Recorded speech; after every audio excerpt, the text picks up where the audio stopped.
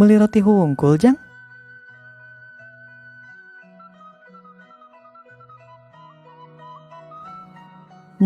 Mohon Kang, dupi akang bade ngagaleuh naon?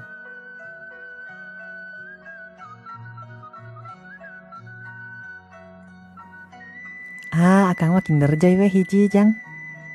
Aduh, siap kek ku ujang dipangmeserkeun haratis kanggo Kang Rudi mah.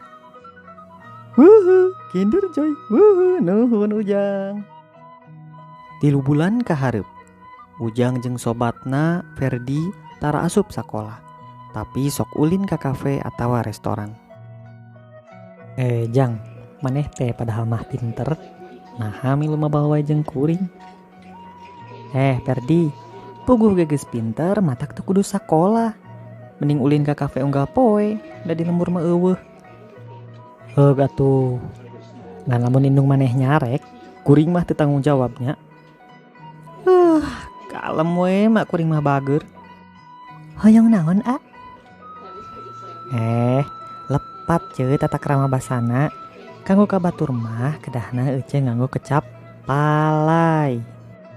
Oh, punten atuh nya. Palai naon, A?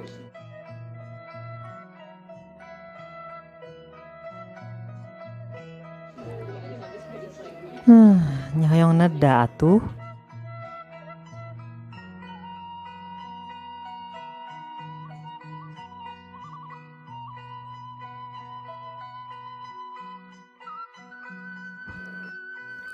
Milih hayang dahar jeung naon.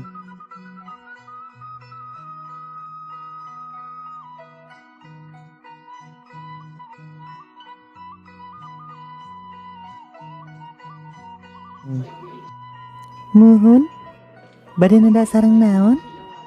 Aduh, lepat deui ceuk.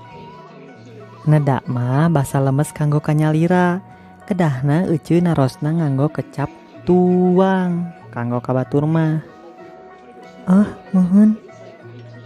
Bade tuang sareng naon, A?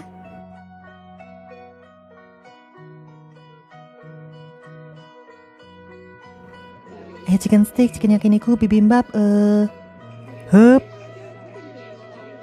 Jengkol ge cekap ceuk. Pokona mah kedah aya jengkol we.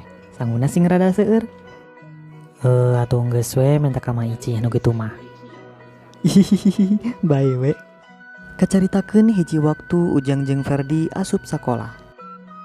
Barudak nyarandak buku LKS.